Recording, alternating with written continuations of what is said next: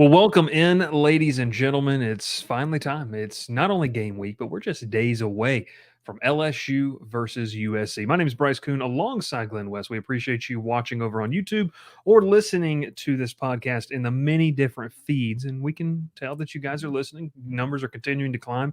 Glen, I imagine it's because we actually have real games to talk about. And that's what we're here to talk about today. This big matchup between USC and LSU. Glen's going to fly out of New Orleans and arrive in Las Vegas on Saturday. We were just joking he's got some time to kill. Is that a good thing? Is it a bad thing? Well, we'll have to get that on the reaction podcast. But Glen, this is a big one. Talking season's over. It's time for football. LSU fans will get to watch everyone else play on Saturday, and then obviously that primetime spot on Sunday. So let's kind of dive in right here. I know you talked about this on the 24/7 Sports YouTube channel the other day. Walk me through maybe some of the big keys, the big storylines that you're really looking forward to in Las Vegas on Sunday night. Yeah, I think the first off, it's just great to be back into a game week here. It's great to kind of get the season started as it said, and I think probably for me the biggest matchup that I'm going to be watching is in the trenches on both sides of the ball for LSU. I mean, I think you can make an argument that how LSU's defensive line and offensive line play in this game is going to really dictate, the performance and how and whether or not LSU walks out of Las Vegas with a win. I think on the offensive side of the ball, you really expect this O line that's pretty veteran, outside of DJ Chester, who I do think we should talk about a little bit.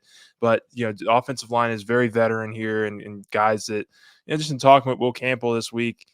Those guys seem ready, man. Like they feel like they're ready for this, as Will Campbell described it, fist fight of a matchup that they're going to be heading to Vegas for here later in the weekend. So I think probably the biggest thing to me is can they get the run game going here early in this game, because I do think that probably, and most LSU fans will know this, if you go back and you watch some of LSU's big games the previous couple of years, in those big games, whether it's Alabama last year, whether it's Florida State the previous couple of years, you can throw in a couple of others there. Even in games where they've had like blowout wins, where they've had big wins against big SEC opponents, that the run game from the running back perspective hasn't always been the biggest reason why. It's always been Jaden Daniels being able to, scrap his way to 100 plus yards off of scrambles and being able to turn up field and get big time rushing performances that way. But just in terms of the pure running back perspective, it hasn't always been easy for this for this offense to kind of get those backs going, get Josh Williams out on the perimeter, get him out into the second level. Last year when they had Logan Diggs, it was not always smooth sailing. He had some really big games against the US I don't know why I'm blanking on it, Ole Misses of the world, but there were a lot of games there where they kind of struggled to get him going. So I do think the run game here is going to be an underrated, or maybe not underrated, but just a storyline here, because everybody's going to be looking at the quarterbacks, everybody's going to be looking at these wideouts and tight ends and everything like that. I do think LSU's ability to get the run game going is going to have to be something that they really lean into early in this game, because it does a couple of things. It's able to take a little bit of the pressure off of Garrett Nussmeier if you're able to break into the second level and get some consistent run from Josh Williams and Caleb Jackson. And it also forces USC to kind of maybe not load the box up for pressures on Garrett Nussmeier. So I do think that there's going to be some emphasis on that early in this game. We'll see if LSU is able to do that.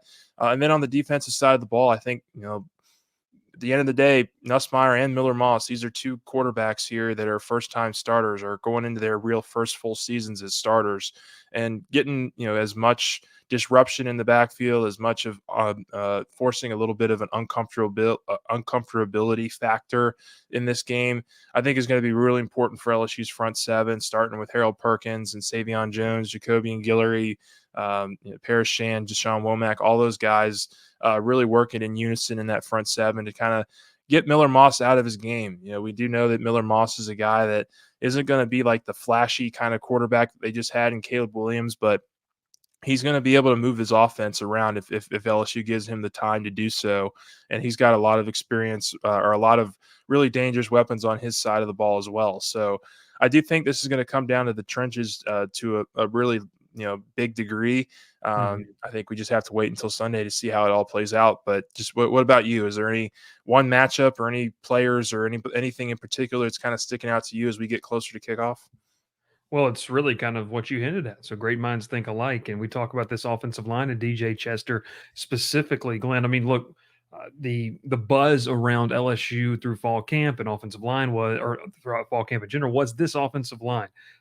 Two first round talents, bookending, this offensive line, and then two guards that have an NFL future and have played a ton of football. And then you look at that center position where I don't think anyone's doubting what DJ Chester can be. But Glenn, I guess if you really wanted to get nitpicky about fall camp, it was that Chester was beat sometimes. He didn't look comfortable all the time. Is that due to having Jacoby and Guillory in his face? Is that due to having Gio Paez in his face? Two veteran guys that have played a lot of football, and DJ Chester, who saw some time last year. But Glenn, it feels like we often kind of maybe have forgotten that this is a kid that really he played sparingly, played in that Missouri game last season, had to fill in, but this is his first real opportunity to really kind of start and command the offense. And it's going to be different on Sunday night inside Reliant Stadium, where it's not going to be the same on the LSU practice field or inside the facility. So is there a concern? Is there a worry? Just kind of your thoughts on DJ Chester, who, look, like I said, tons of talent. I think he's going to be fine in the long run, but this is a big moment for him because this offensive line is supposed to be very good, and as the signal caller there in the middle, he's got to be on his toes there early on.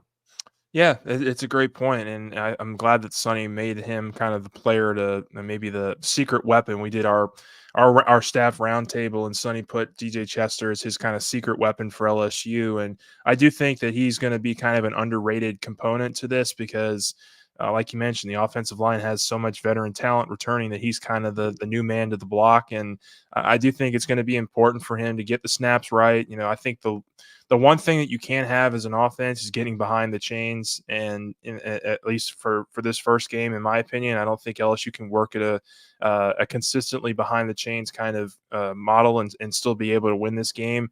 And part of that is going to be how the center snaps the ball. It's going to be how the center, is calling out protections or helping, pick up protections and stuff for Garrett Nussmeier. So, yeah, he's going to be very, very important to this. I think when you look at kind of how they want to operate as an offense, especially in the run game, we've talked so much this offseason about how they want to be an outside zone kind of running Yeah. team. They want to get Josh Williams and Caleb Jackson on the perimeter and really let those guys go make some plays for them. But a big part of that is also the center being able to kind of do his job in those plays as well, because whether it's runs onto the right side or runs onto the left side, DJ Chester is going to be moving on either side of the ball. It's not going to be like, whatever side they're running on, they're not going to be able to avoid a weak link in DJ Chester. He's Mhm. going to have to be involved in those plays and help open up those holes. So I do think it's important that he has a good game, that he's ready. And we talked, Brian Kelly talked a little bit on Wednesday about what he's done in the last couple weeks, and it sounds like he's been a lot more consistent. Snapping the ball is going to be something that I think everybody looks at. If there's a couple of snaps that are maybe a little low for Nussmeier to handle, what kind of pressure does that allow for a guy like Chester? But I do think that there's he's going to be somebody that LSU has to key in on. And I'll also throw this out: like I do think that LSU's offense has the weapons and everything, but they're going to get the ball out quick. Like this is Yeah. not going to be a situation where I think LSU is going to be able to allow Garrett Nussmeier 3, 4, 5 seconds to pass the ball. These guys are all veteran tackles and guards that are going to be able to hold up well. But I do think at the end of the day, they'd like to get the ball out quick. I think you saw that a lot as fall camp went along for from a media perspective. They were getting the ball out quick to Mason Taylor and the tight ends. They were doing checkdowns and screen passes and lots of motioning, lots of pre-snap motioning. So I do think the crux of this offense is going to be for Nussmeier to get the ball out quick on passing downs and really try to allow those playmakers to get upfield and make some big plays for him, because I don't know that they're always going to be able to take those deep shots and have the opportunities there, because I do think probably the strength of this USC defense is probably in its secondary. So if you're able to get the ball out quick and able to maybe catch them off guard with some quick passes and just kind of turn up field for some big yards and chunk plays. I think that's exactly how LSU's offense wants to operate here in week one. They want to get the ball out quick. They want to move the offense, move the chains. And I think also at the end of the day, slow the clock down, Yeah. slowing the clock down and, kind of, not allowing or allowing it to run down and have more longer sustained drives, I think is a way that LSU can have success in this game. So those are just a couple of observations that I think LSU could probably look into here on Sunday. But I do think that this is at the end of the day going to be a really a game that's kind of won in the trenches, and it's going to have to start with guys like DJ Chester being able to step up into some bigger roles that they haven't previously been asked to do. Yeah, and to your point with that, just kind of putting a bow on this offense in general. I mean, we saw a lot of that. The underneath routes obviously depends on the health of Chris Hilton, who is a big piece of those drag routes, those slant routes, those routes where essentially, Glenn, you're letting your athlete try to out athlete their athletes. It's a lot of athletes in the same sentence. I Wow. realize that, but I think LSU feels good about the skill position talent, and it's hey Nussmeier, we don't need you to be what Jaden was last year in terms of this all-encompassing playmaker. We need you to be that point guard that can deliver the ball on time, in routine, and be able to set your offense up for big explosive plays. Because look, hey, you complete 5, 6, 7 yards here. Now those safeties start to creep up, and that's when you can obviously use a guy like a Chris Hilton or anyone in Kyron Lacey, C.J. Daniels. All of these guys have that big play capability as well, and could be interesting too to see how they utilize Aaron Anderson and Xavier Thomas in that. And we can't forget about Kyle Parker, who Brian Kelly mentioned is kind of one of that next guy who had an impressive fall camp. Glenn, I did want to take a look at the defense here because in that piece you were referring to about a secret weapon, I could come out on Monday looking like I have mud on my face, as people say. I could look kind of dumb here, but I went with Major Burns as a guy that I'm very intrigued to see what this looks like in a game.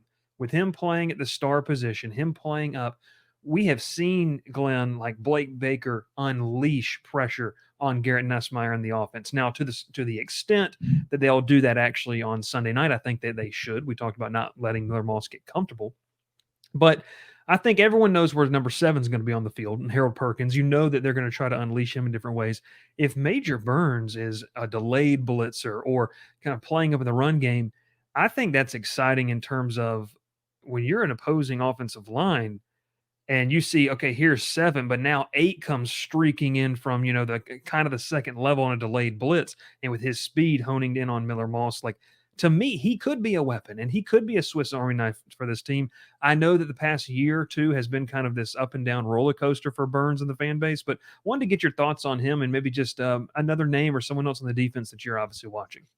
Yeah, I think probably Major is a good one to point out here because we haven't really talked about him a lot. I mean, really Yeah. going back to the start of fall, he's been one of those guys that's just kind of been, in the rotation in the first team, and you're just like, all right, well, that's very consistent with what it's been the last couple of years, and we'll see if there's anything different to his game this year. But I do think that they like the idea of him playing closer to the line of scrimmage.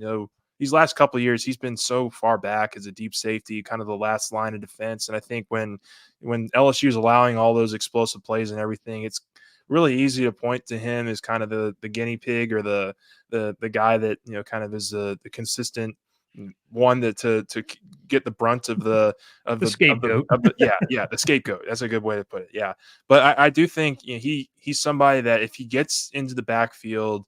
And because some of his best plays have been when he's been able to get into the backfield and make plays for tackles for loss and things of that nature, blowing up a screen pass or something like that. If he gets his hands around a player, he's not really going to let him go. And I think that's the biggest thing with him. I think probably at that deep safety spot, he was kind of out of position at times. And look, everybody was out of position last Yeah. year. His defense was just not very good. It wasn't run very well. So I think that's a big factor in all this. But his angles certainly were not always crisp in terms of being able to close out and kind of keep those big plays from happening. But I do think he's a guy that if you get him close to the line of scrimmage, you limit the kind of space that he can kind of roam around in or has. I guess for lack of better terms, a chance to mess up. I think that's probably Yeah. the only way you can put it. But I think LSU's likes what they have there, and I think that he'll Yeah. be able to make some plays, get into the backfield every once in a while when they come off those delayed blitzes, like you said, and they're going to be creative too, because I do think this is going to be a defense that rotates a ton. They rotate a lot with those defensive tackles in particular in the middle, but I think there's going to be a lot of rotation in the secondary. I'm immensely intrigued to see how they use the two true freshmen, Deshaun Spears and PJ Woodland. I think those are two names that maybe come to mind to me as guys that aren't going to be maybe on the first series or maybe the first couple of series. They won't be out there very consistently, but by the end of the game, I wouldn't be surprised if they're a couple of the guys that are rotating in and on the field in crunch time if LSU gets to that point. Like, I think they feel like Deshaun Spears in particular is a guy that's going to be a star in the making. And so Yeah. I think that they want to get him on the field. They want to test him here early in the season. And I think this is going to be a good opportunity for his length and his athleticism to really shine in the first game. So I'll go with Spears on the defensive side of the ball. I do think there's a ton of other names you could throw out there. I think that Greg Penn is probably your best run fitter at the linebacker spot. He's done a really nice job of blowing up running plays all fall. He's really taken that next step, I think, too, athletically. I think he's trimmed down a little bit. It looks like to me, at least, that he's Mhm. down a little bit and is moving really well. I think Savion Jones off the edge is another name to throw out there because, man, even Will Campbell was having some trouble at times blocking Savion. He was winning most of the time, but Yeah. Savion was making him earn it and making him work for it. And then on the other side, it was Emory Jones, and I would say Savion had as many wins as Emory did on the right side when they were going head to head with one another. So I'm really intrigued to see if that can carry over. His get off speed has been something that he's talked about with us this fall as something that's really improved in his game. So I think Savion up front is going to be really intriguing. Greg Penn in that second level is going to be a very interesting piece. We haven't even talked about Harold Perkins. I think everybody knows how we feel about Perkins. I think he's going to be an absolute monster superstar for LSU this year, and it sounds like he's making everybody around him better, which is, I think, that next level that Brian Kelly has talked about with his game. So I'm very interested to see what he looks like, and then the back end, I think if you're able to get some pressure up on Miller Moss, there will be some playmaking opportunities for LSU in the back end of the defense, and we'll see if those guys are in position to make them. Because I do think the Yeah. one thing that's been consistent about this defense so far is that they've been around the ball. They're not so out of position to where they cannot make plays on the ball. They're going to be around the ball. They're going to have opportunities for pass breakups, for deflections, for tip passes, for maybe an interception or two, and really those game-changing kind of plays were not really all that common last year for that defense. And I think it hurt them at times not being able to make some of those interceptions and kind of swing the momentum kind of plays in some of those bigger games. So I think that's going to be something that LSU really tries to do in this aggressive Blake Baker defense.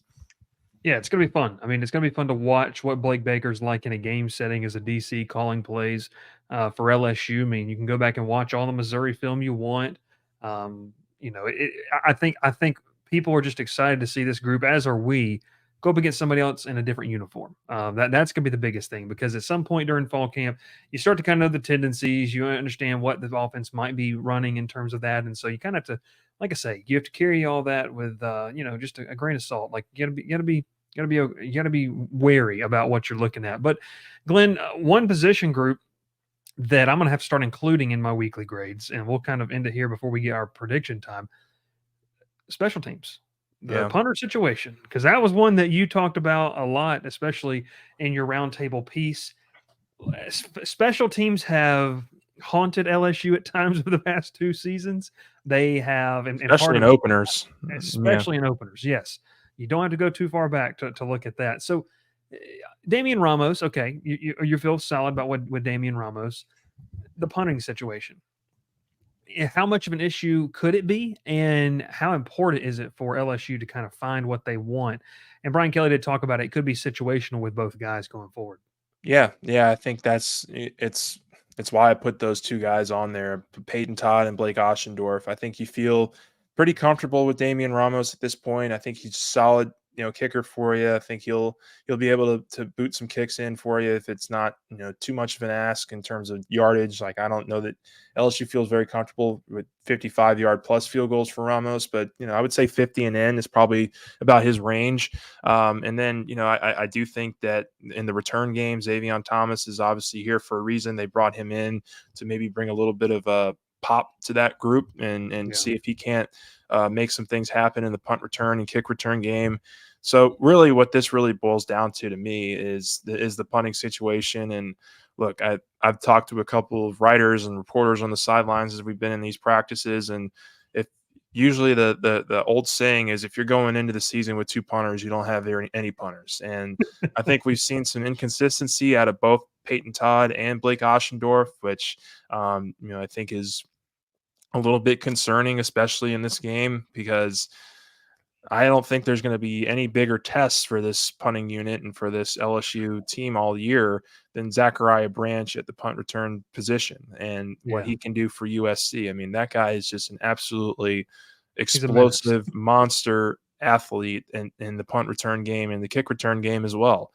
So, with that being said, I do expect LSU to keep it away from him as much as possible. Like, I would be okay with a 20-yard punt that's shanked out of bounds over kicking it to him and allowing him some space to return the ball, because man, he scares the living lights out of me if I'm a special teams coordinator, if I'm Brian Kelly. If last couple of years it's been, whether it's a field goal miss or a block muff punt or anything, something like that.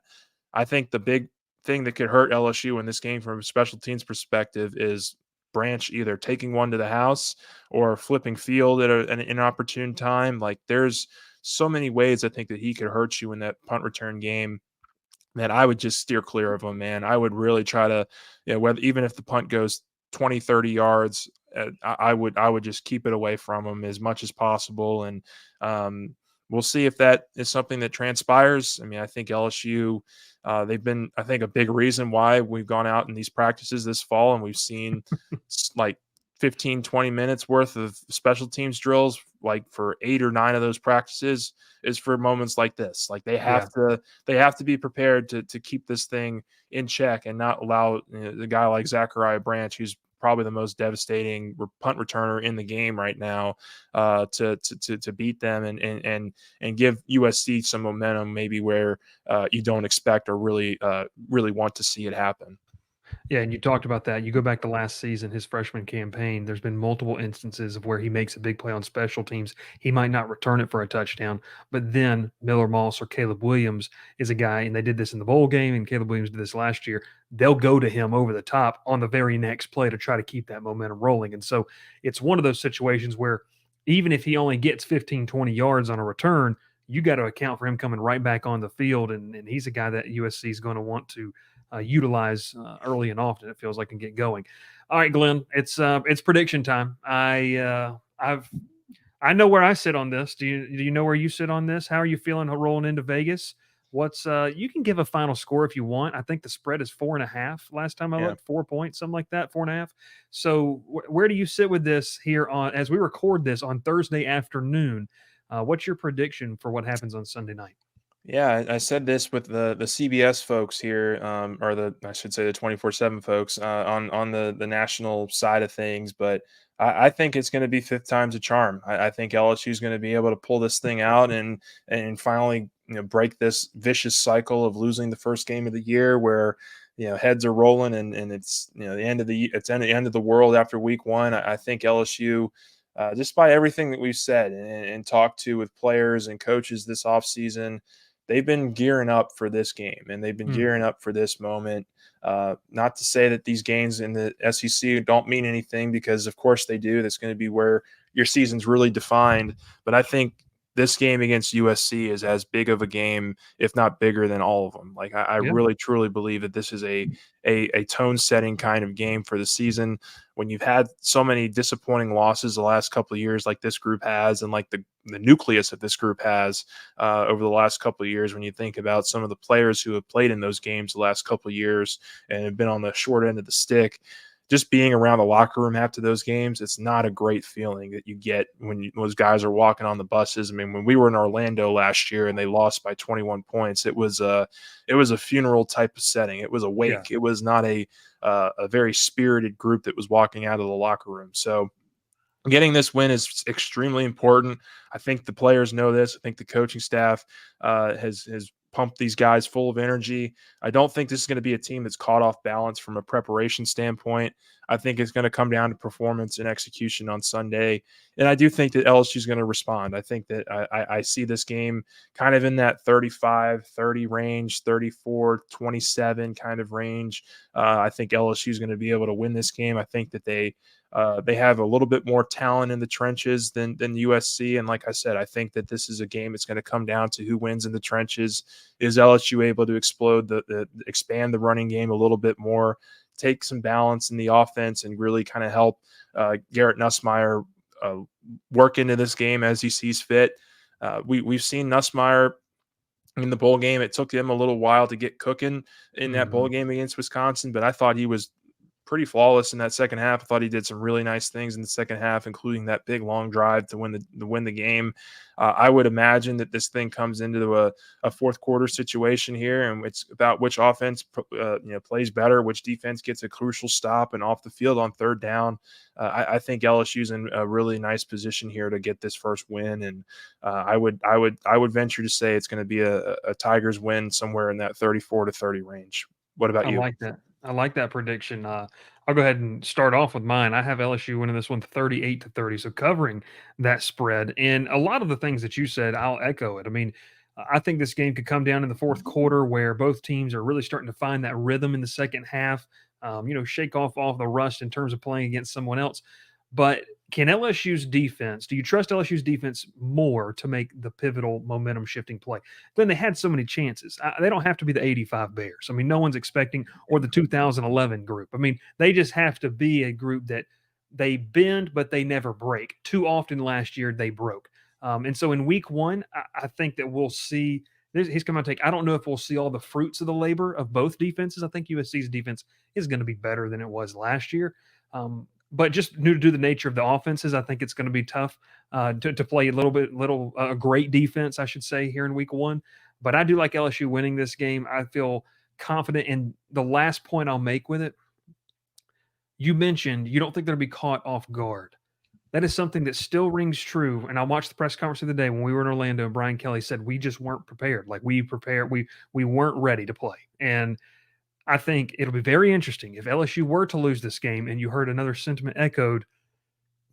That would fire up the fan base on Full multiple crushing. That different would be a levels. crushing Yeah, kind of post game comment there if that's something that happens. And you can tell, like, I mean, we could tell yeah, in just watching the game last year, that was not a team that was very prepared, and or at least just didn't feel like it was up for that moment to win in that kind of game. But I don't think this USC team is last year's Florida State team either. I don't no, think that they are there in terms of talent.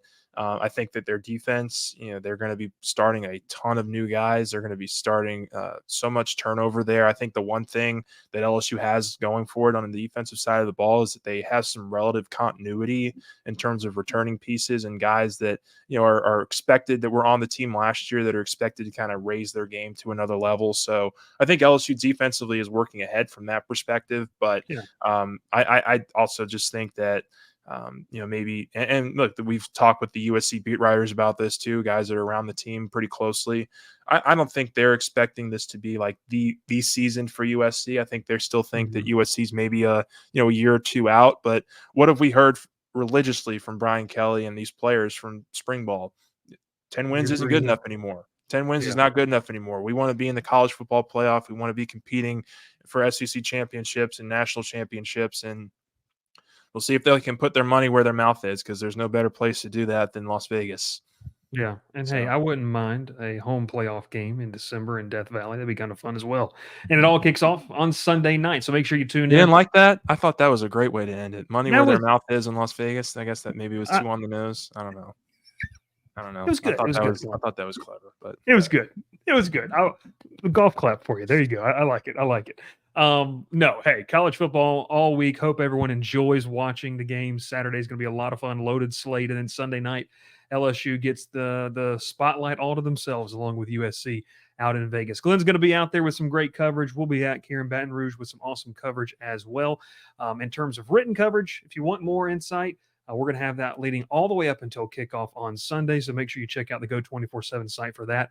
And then right after the game is over, I'll be going live here, and we'll get all the instant reactions. We'll take your comments, and we'll have fun with it. Hopefully, in a victory formation episode as well. He's Glen West. My name is Bryce Koon. Thanks so much for watching. Make sure you hit that sub button, follow us on all social platforms, and we'll catch you next time here on the Go 24/7.